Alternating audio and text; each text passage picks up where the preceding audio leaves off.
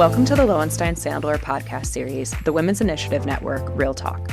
I'm Rachel Dickovics, counsel in Lowenstein's White Collar Defense Practice Group and a member of the Women's Initiative Network at Lowenstein Sandler. Before we begin, please take a moment to subscribe to our podcast series at lowenstein.com/podcast or find us on iTunes, Spotify, Pandora, or SoundCloud. Now let's take a listen. Welcome to Coffee Chats with WIN, a Women's Initiative Network series where we sit down with inspiring women to talk candidly about the choices, challenges, and moments that have shaped their careers. We're your hosts. I'm Jessica Stewart, and that's Lauren Russell. We're associates here at Lowenstein Sandler. In each episode, we'll share practical insights on risk-taking, building strong teams, and navigating the early years of practice, along with a few personal stories that remind us we're all human. Pour yourself a cup and settle in as we learn how today's guest got here, what she's learned along the way, and most importantly, how she takes her coffee. Welcome. Would you please introduce yourself? Hi, I'm Lynda Bennett, the chair of the insurance recovery practice here at Lowenstein Sandler, and also one of the founders of WIN. Great. So, how'd you end up here today? Can you please provide a brief overview of your career? Well, I'm happy to do that, take that walk down memory lane. It is amazing to me that I've been practicing law for 32 years as of this year, which is crazy. And how did I get here? Well, I wanted to be a lawyer from the time I was in 5th grade. My mom told me I was really good at fighting with people and planted the seed.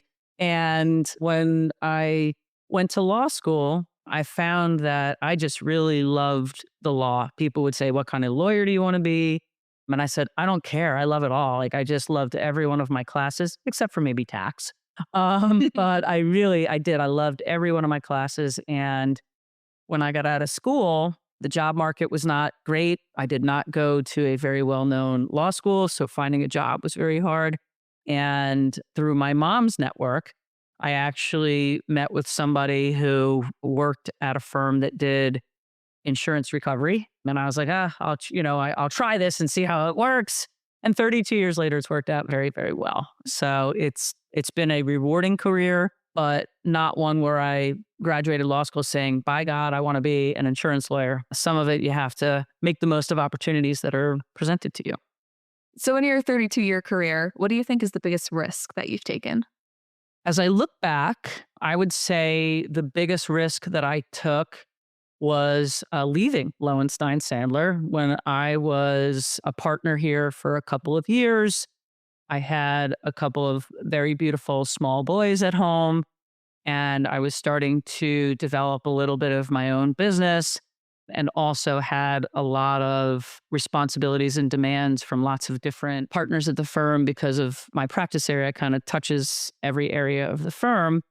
And it was starting to feel overwhelming. And so I decided to leave big law and try to find a better situation for me at that point in my career. And people told me that I was crazy to do that. And it's something that I don't regret at all because I became a much better lawyer in my time away because I had to take on a lot more direct responsibility. But I also loved this firm very much and kept in touch with people. And so, as I look back now, 32 years later, taking risks doesn't mean you have to take a flamethrower on your way out the door. You can actually, continue to navigate along your career path and think about all of the different competing factors that you're trying to balance and keep taking your steps. And you don't have to slam a door shut behind you when you take that kind of leap. But just make sure that you're doing it intentionally and carefully. So since you've been back, you've been a real leader here at Lowenstein. And when you're building your team, what is something you look for, especially more junior attorneys, when you're staffing your matters? So the most important thing that I'm looking for is high energy and enthusiasm about learning the practice area. I, in 32 years, have still not met one person who graduated law school wanting to be an insurance lawyer. So my practice area is a little hard to get people interested in. So having high energy and genuine curiosity about the specific type of work that I do is an important factor. But so is being an excellent legal writer, an excellent thinker, and being very responsive. These are all the keys to success in my team. And I think on many teams is really having junior talent that is interested in learning their craft, excelling at their craft. I tell people on my team all the time, there truly is no such thing as a stupid question as long as you've thought about it. And a lot of times when you come to me with the wrong strategy or you're moving in the wrong direction, that's when you learn the most. And I always welcome people. If there's a reason behind the question that they've thought about, that's a home run, because when they're right on point, I can say, great job, keep going. And when they're not on point, I at least understand where they were coming from, why, and then that opens a broader discussion to redirect them down the right path. So Lauren is a third-year associate and I'm a fourth year. What is something that you wish you knew at our stage of your career? I think one of the most important things is no one cares more about your career and your development than you. One thing that I see a lot of junior attorneys do wrong is try to figure out how to work the system, right? And figure out, well, how many hours should I be billing? Who should I be working with? As opposed to really thinking about, in the next 5 years, what are my goals for my career path? And then what are the skills and the opportunities that I need to reach those goals and set the new ones? So putting your head down, just doing a good job has consequences. And the consequence is you might be grinding out a lot of hours, but not really stretching, growing, learning into the broader areas of your practice area, what you want to do with your career. So having a regular check-in with yourself and with the people that you have in your sphere, whether they're inside your practice group or, as we do with the Women's Initiative, people inside your firm, just having that regular self check-in of, am I going through the motions, or am I getting the right opportunities, developing the right skills that will keep me having a lot of options as I move forward on my career path. So outside of work, where can we find you on an ideal Saturday afternoon? Well, that of course depends on the time of year. From May to September, this Jersey girl is down at the beach, and I'm usually sitting up on the beach, listening to tunes and looking for frolicking dolphins and other interesting things that you see up on the beach. The people watching is amazing, of course. But outside of that time frame, I would say that I enjoy watching football, college football or otherwise, and really love to do 2-hour brunches with friends, like, on a Saturday or a Sunday in particular, given our schedules. Not having to wolf down my meal is a very nice luxury that I have come to enjoy and treasure very much. You mentioned at the beginning of this episode that you founded WIN. Tell us why you founded WIN and what it's meant to you. So WIN started we're into our 11th year this year. And WIN really started as a result of a conversation that I had with Natalie Dalaval, who was a counsel at that point in time in her career. And I was a partner and had, some decent contacts and had been involved in a women's association outside of the firm. And I had gotten a lot out of that experience in terms of leadership, in terms of camaraderie, in terms of mentorship. And Natalie said to me, why don't the women here ever just get together and talk about what it's like to work at the firm or move along my career path, some of the things that we were just talking about. And I said, I don't know. I think a lot of women's initiatives at that point were much more formalistic, much more directed specifically toward rainmaking and developing the skills to be a rainmaker and networking with other women for the purpose of getting business. And I certainly had the experience through my work with the New Jersey Women Lawyers Association of seeing the real value of just connecting with other women who were trying to make partner, were trying to develop a book of business, had small children at home, had elder care issues, because women in particular get loaded up with a lot of external time commitments and life requirements outside of this very, very demanding profession that we work within. And so what we wanted to do was really create a community inside of Lowenstein for women who were interested in sharing on some of those issues. And so that's how we got it started and why we got it started. That's great. And within Lowenstein, we do a lot of programming at WIN, and we talk about networking and business development. And I think we spoke last week and you spoke on a panel about that. And I think it's important that we discuss that here as well. Now, at what point in your career did you start thinking about networking and business development in a serious and organized way? The organized part took a lot longer. Starting to think about business development and networking, I really stumbled into it in part because of the firm that I had worked at when I started my career. That firm was very big on people writing articles about insurance-related topics. So as a very junior associate, I was exposed to doing that. And I found that to be very helpful in my early career development because I wasn't just writing a brief. I wasn't just going and finding a case and reading it. Those kinds of articles and alerts are written in plain English and in terms that are understandable to business people.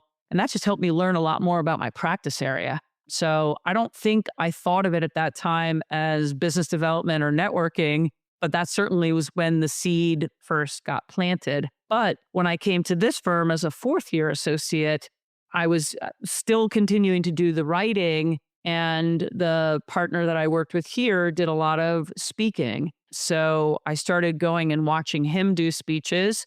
And then when he thought I was ready, his hack was to commit to a speaking gig and then bail out and send me. So that was also a little trial by fire.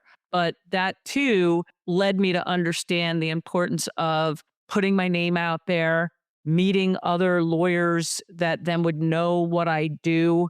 So those kinds of seeds that got planted, there was certainly not a one-to-one correlation. I didn't go speak and get a new matter, but it was more developing and enhancing my brand that then led to, I always tell the story, I spoke on a panel on construction-related issues, and literally 4 years after I gave that presentation, somebody who sat in the audience and heard my half-hour speech on that called me up because they were involved in a construction defect case.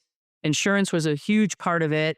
And this person that I had never met or known said, "Oh, after you gave that speech, I wrote down she knows her shit in the book that was handed out with the materials." And I got a huge case out of that. I mean, it took 4 years for that to happen. So getting organized about it really happened more after I became a partner. And one of the things that I would love to impart on this podcast, and that when I talk to all the younger folks who are starting their networking and business development journey, is it truly is a journey. And there are a lot of swings and misses, and it takes a lot of persistence and resilience and grit to keep going and finding those people who are going to be really good connectors for you.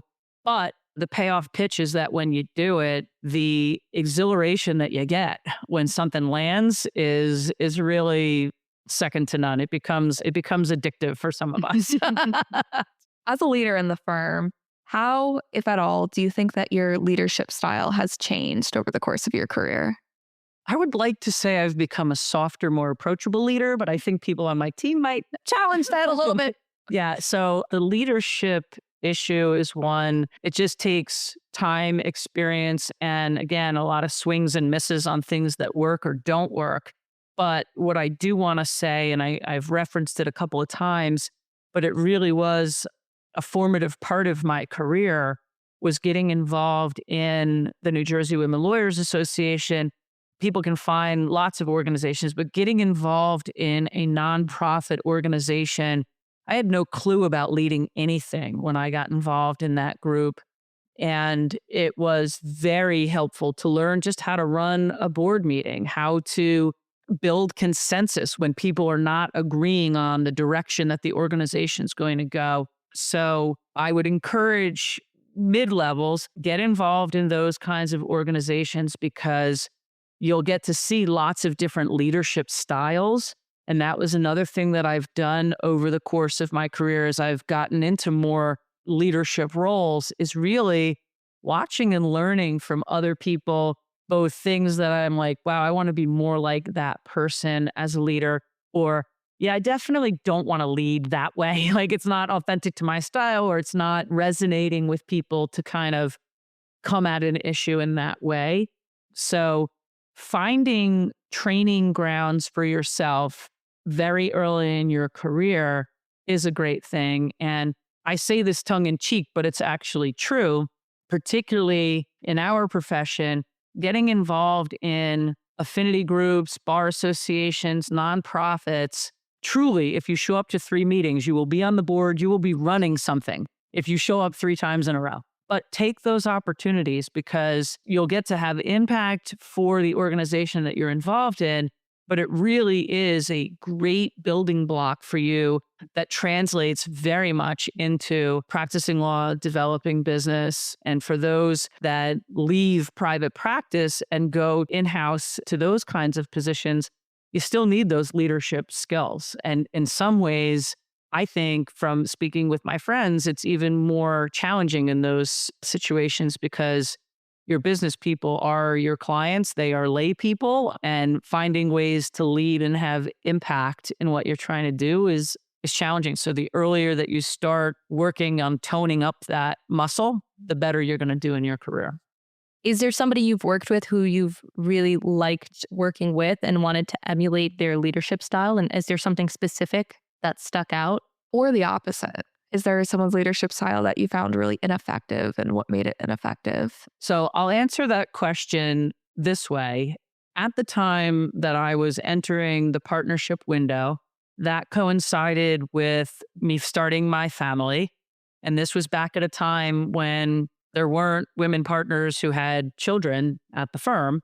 So anyone that thinks, well, I have to find somebody that looks like me in order to make something happen, not true. But in terms of leadership and just development of my career, at that moment in time, I had the chair of my practice group had very specific skill sets. He was exceptional at settling cases. He was a master strategist, and I sucked up and absorbed everything I could learn from him about how to do that.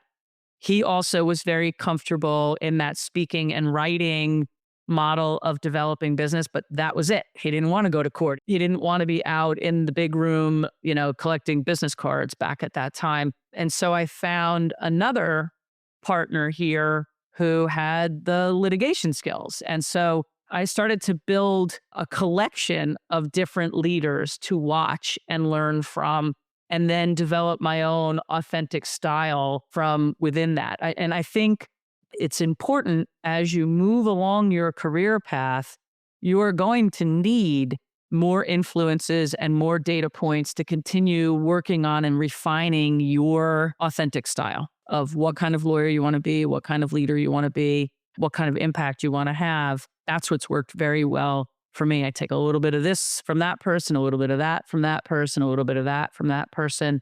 And one of the things that I definitely have rolled forward from my original mentor, the guy that hired me out of law school, was the importance of saying thank you and acknowledging hard work and giving me very direct, clear, constructive feedback when I wasn't getting it right. I will share with you the first time I got back something from that partner that was not what he wanted, and there was red ink spilled all over the page of how I got this thing totally wrong.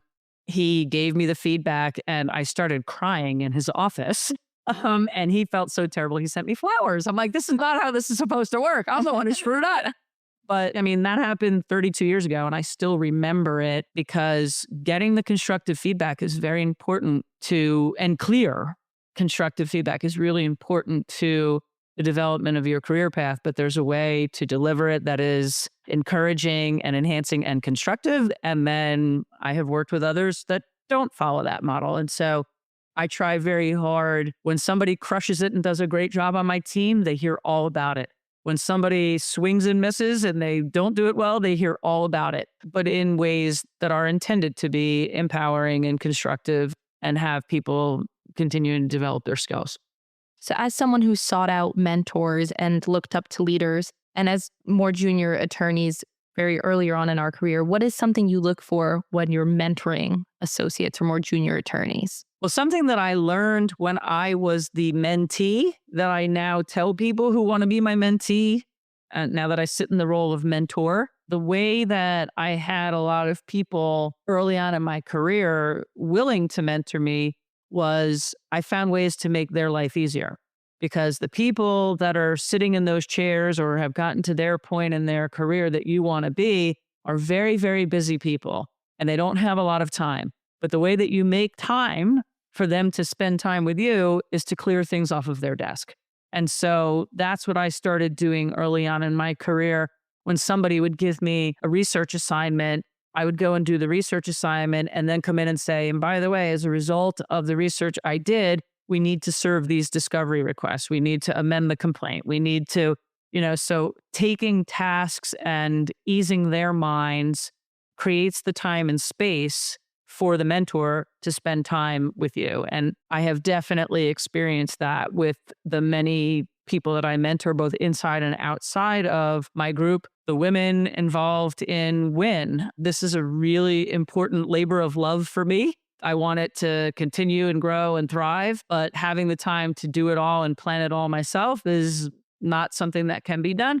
So when your friends like you and others step up and execute on ideas, that creates the time and space for us to spend time talking about the other things that are on your mind. We've talked a lot about your career. What professional milestone are you proudest of? I had to pick one singular one.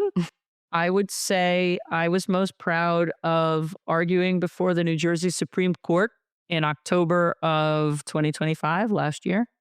When I dreamed of going to law school, I never dreamed of working in a large law firm. I never dreamed of making partner. I never dreamed of a lot of the things that have become part of my career journey.